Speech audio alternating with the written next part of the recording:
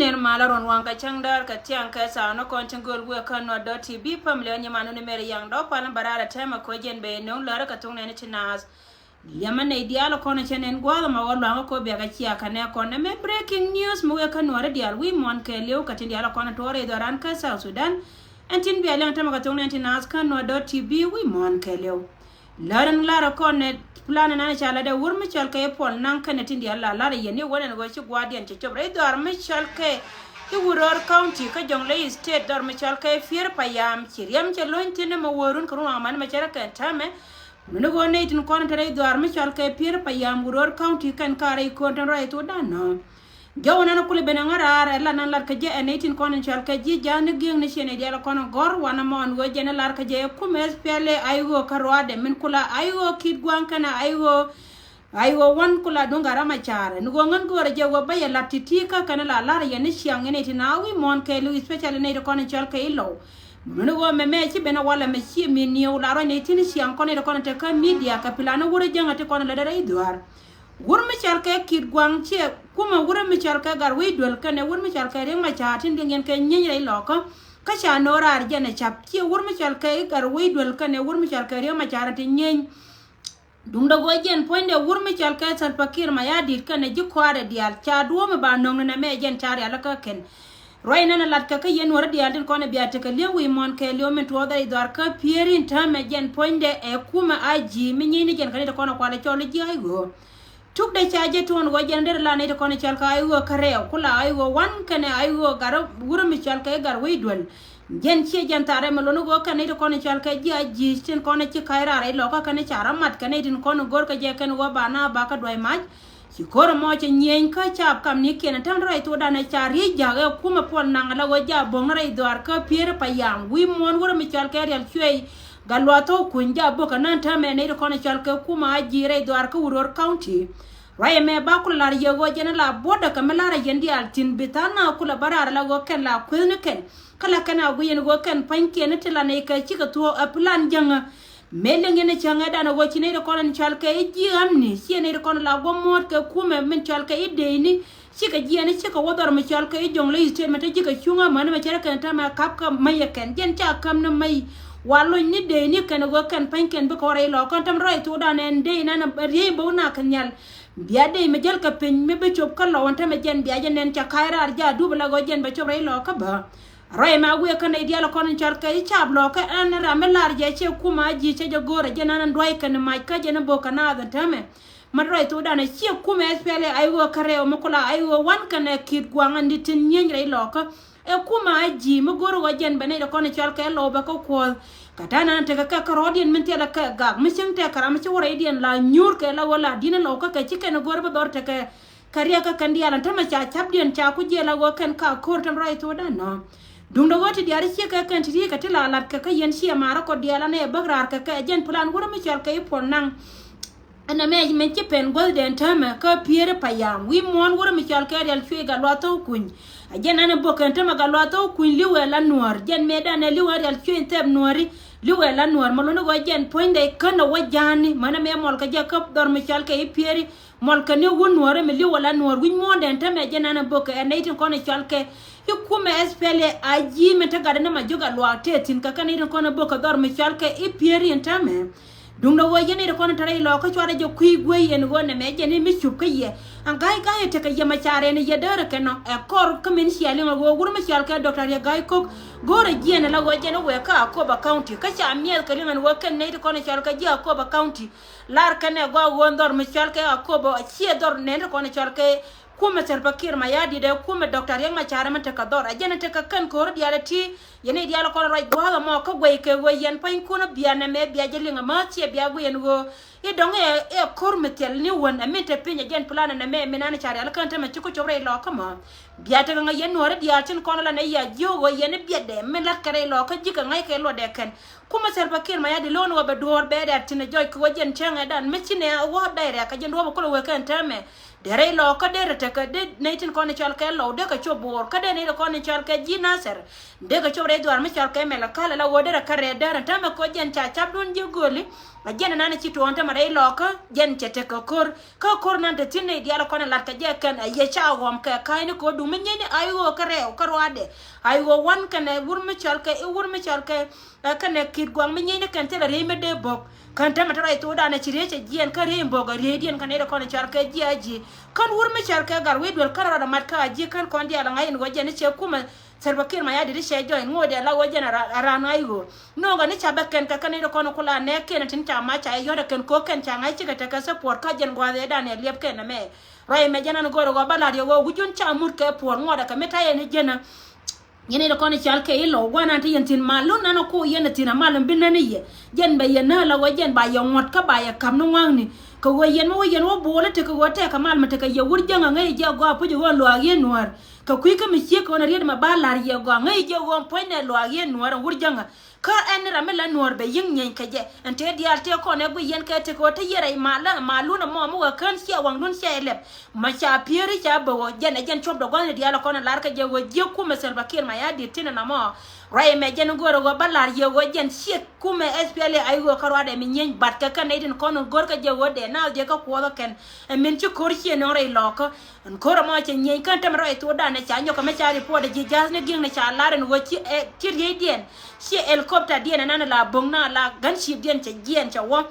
boko pier pa yam wi mon wura mi chal ka erial chwe ga lo to kun cha wo boktin la wo jen poinde cha wo boktin ne tin kono boke kanai de kono chal ka inuor tin lar ka je ken go ken pan ken ci ga jang rai me jana de gor de lar ye wona ma breaking news mi ci ben ko kondi al ka biya ta ngai tin go go ci ku me spele ai wo kid gwang ken ai wo wana tin nyen e kai lakin ka kanai de kono chal ka je ajiti te ka top be chara to be dar mi chal ka Nyirol county ka ken ta rotin kono ci to dar mi chal ka Iwuror county re lo ka yen law dial ba biya chute guiti ni mi ci ko wona mi ci ja gora go an go jin poindu ci ko me dora na ni ci bla ngai ni go go ci dar mi chal ka piere ka roda babo go ci gwa ci chop ko kuilo ka mi lo ni go barar ko jiwo ye ku ate jena te la yen ka leng ne won ka biya go ni o ka kai ni ajan plan me te la makalariye yene ro ko ni chal ka jire lo ka te la makalariye cha barar ka gwa dial ka la jo yen dial na me mi lo re bor manu go jene lar ka je wa kam ne mai jen cha kam ne mai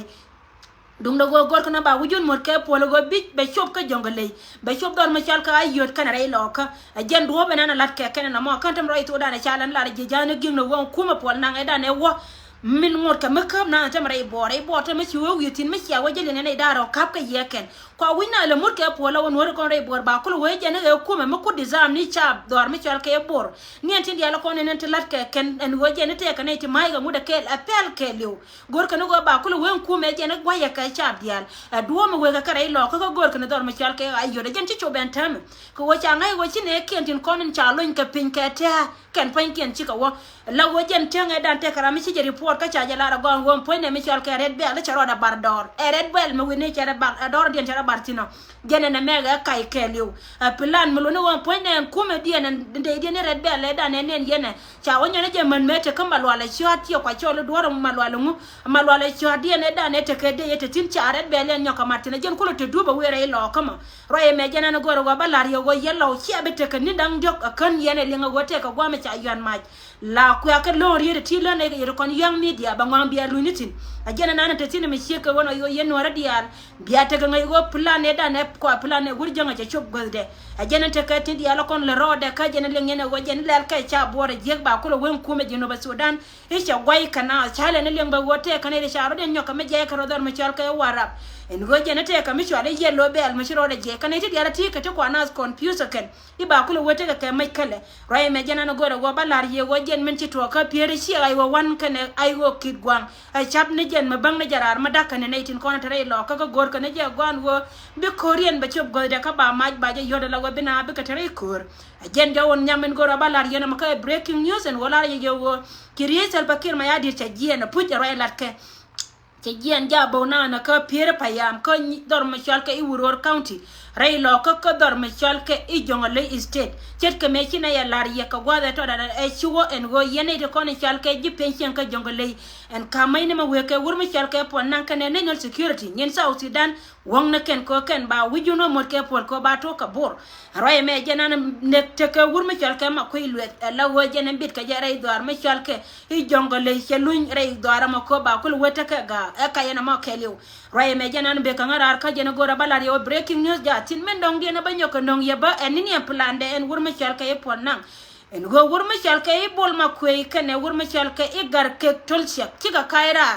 tiga jena rai dor me chal ke nyirol county tiga waka ayot ala go won we ka ayot wa tere ko ken waka nyin ka chab ayotin konen chal ka rodien I nuore tila nuori mun go jena jen plan wur me chal pon nan ka jena nan jabor na mo men ling yene che jen ka tek tere jenang dio kan dial kan ka chom rai bor ko ngi kan en bor tela kor me ter ken ka ke kan tek tere dang ti jang nang diok dial to riudien dial chikan lot o te ka piu ka jen men balar ye go jen te ka duken te jel ka ke baya la laren go ken panken ka ne titin ta mataro e to dana chika jen gar ke torche ka ne wur me chal ka ibol makwe ka re drop la go ta dor me chal ka ayot cha gol penya ken en go jen panken chika wacha ka jo wiya ka bia ma go yot ka ayot ka bia ro mat ne tin ko ne chi sai re dor ka ayot ka go be ne ti riba ko kula gar kwal ni ken dial ka bi ku me dien nan tre drop jen ba kula te ka do me jel ka je ko wone de ko ne chal ka ja ayot michika kante la ka kor kan panken de kuma diana me jan michika kana la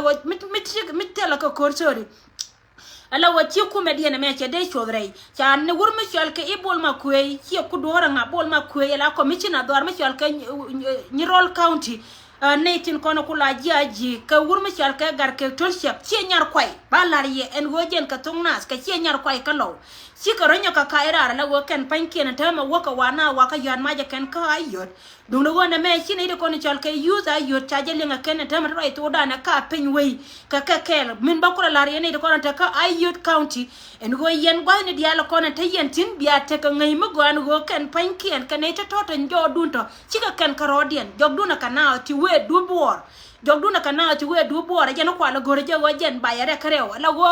moye toma jokun moye do bor kanal ka moye do blo ka kanal mun wo che nyar ko titin ko ne ci gen ka wur mi chal ka gar ke tolchek to we ka yeta wa dom ne ko no ko na tare ko jen ba ko lo ra ken ka binay de ko na ta jo dun tin be ka do bor ken panken be ko te do mi chunga kare ne me jen plan cha wata de wur jonga mi chal ka ipol nan ken ne ka dia te ko na ci wo ka jonga le state en go jen lar ka je go wo ka ne di chal ka ilo ken je ayot ken panken ci ga je aji tari ala ka ken go ken ci go bite ka kat ci go bite ka yakko re doar mi chal ke re dorititi ngod kume SPLA aygo chungatin ajen plan chari ala ka mi sheka wono andama taro ay to dana kan titi kan panken kare do balagoy shika kairar kan chenyar kwai panken kan ka dor mi chal ka ayot ki naitin kono chal ka youth ayot kan cha janga ya kan mi sheka wono muno go an jana nana to bare lo ka mi sheka wono ko ba naitin kono kwala chol isienda jiwur ba wujen ba kula jako jen be ka jen nyam ching kan be ka jen nyam ching kan do kula wadar ching ajan wa maj waje to ka mayar ka jana ka pier payam dor mi chal ke Wuror county ka wojen be ne dialtin kontin chal ke ji ay go ba kula rol dar be ne titin be ka pin ne ken ko ne chare la ka kan wo bi wore lo ka kan panken bi ko kula te ka do me jelga ka bi ka kula lor chir ka men ci yendi ala ngai go kan ne ko na ta ka pa juri udi yendi alton wana ken panken ke aji balar yeno na neti konta kapa jut riudien dial tunga na ken panken ke aji roi mishi ke wono ba ja ka ko ken gor ka je wo ba ji dar tin kono lar ka je ken wo ko konori ken panken ba ko goldar roi mo jana na be ngarar yene tina ska biya te ga ngai tin wo ma lar yeme ajen to de chet ke me la lar je yene siang kala barar ka je mishi ke wono wo gujo na te jena yene de kono chala lautin jo ka ye ite ko wo yi roi me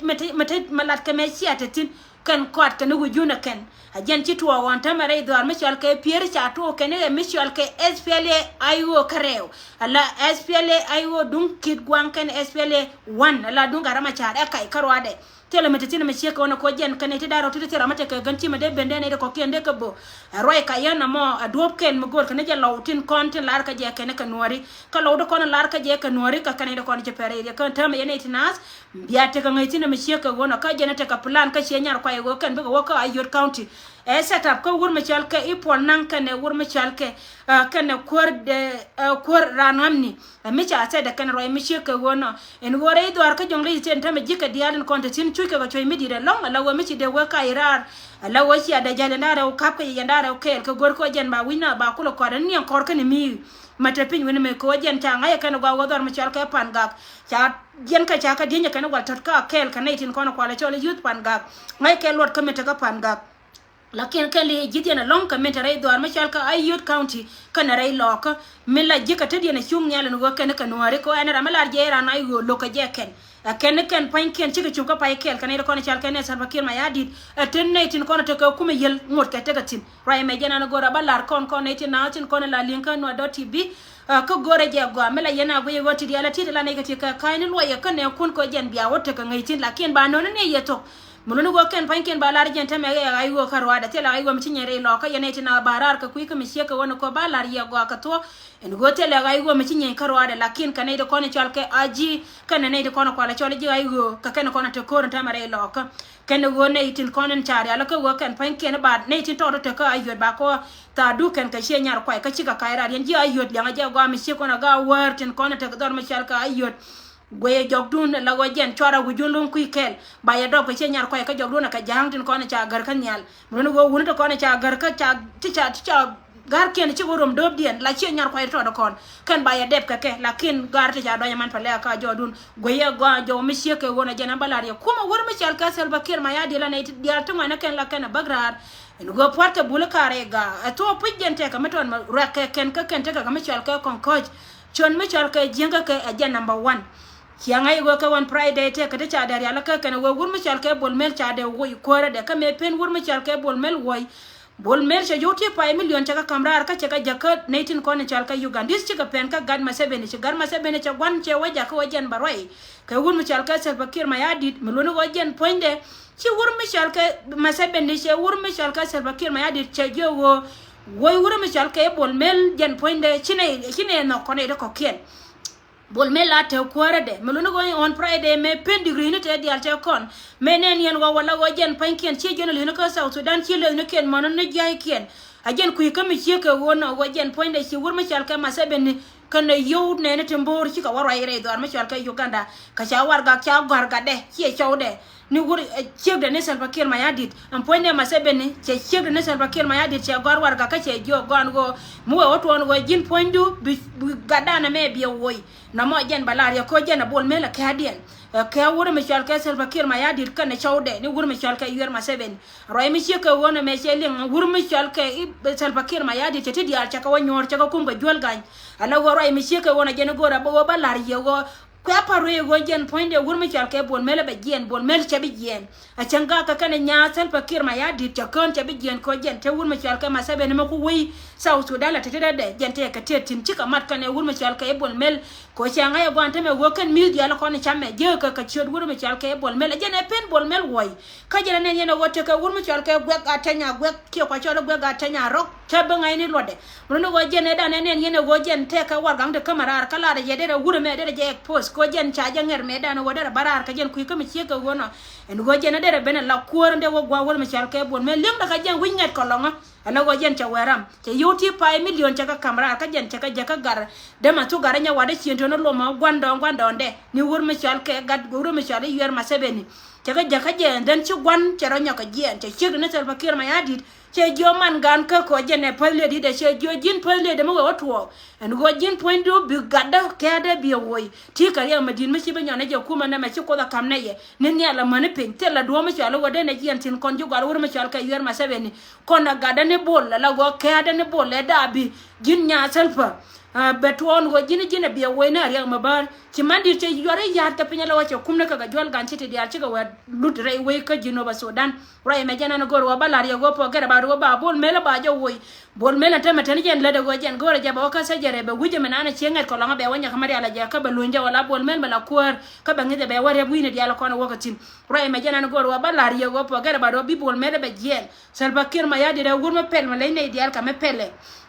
Munu wajan changa ya gwa wajan meda na de nete ko na de yan ma ken pankien chika ngare we cha tankien chaka pot munu wa nete ko na cha pot kan gwa chika peltin chi bol mel cha pa ya ne dia ko na raw ko ba bol mel ba jo woy titi ko na ko na no ye wajan poinde ka ken ko na lat karodian chi plan na la lar ne ye kon young media ti la yan ka go young media chika pen gwa ni ken rei lo ka cha lar ya na ko ni nete ko na chi wo jo chi ya ko bo wa ti la me chia linkedin katana tama chika wala go ken cha win mori al chwe cha wa dwai dei mai ni ken chika kaira la go ken chika chop ni dor mi chal ke pere payam pere na ma jana dor matene dor mi chi wur janga jen point de che de don cha nuor tin kon chal ke ilo te kon te dini lo ka ke jen cha ka daw dar e wur mi chal ke isel pakir ma ya dit ken e wur mi chal ke bol mel ajana taka plana mo tame wala gore we ka jongle state ndi alko ka tin ka drama ni tin di alko tele yonko ante tin ka tin di alko chara we chika ma ka kwang e dwop ken mala gor ka ne je wa bi gun ko lo ko tin chi ku me jane chaga ka ne di alko be chab dian amane ye lor be len pa ro de pombe do ma chal ka waraba be ne tin me ba wala tin en go jena plan ke li ko cha bele wote ka tuk duel kel manaka ne jeken plan yana na mo me chari ala ka ken ala go jena jen gwade na me menana balarie rei dor ka dor me char ka wuror county ja kor en tamata ro itu da na ja kor kan ile konto kortin ye cha ka ye SPL kid gwan kan SPL wuro me char ka riang ma chara kai kan ka kan nor wew kan ne tin kon chalo de nori titi kan kon ben ga ya wala ka chenka wal ka payen welkel pan ron ba do dar wud jana wud je ngoda no doti bi jagui mabate kam be ro nyoka be tuwa ba larye po gara ba ro jen poinde daman tu garanya wada chiento no loma gwando on sel pakir ma yadi ni winget ko longa ne so gurme chalke i bolmel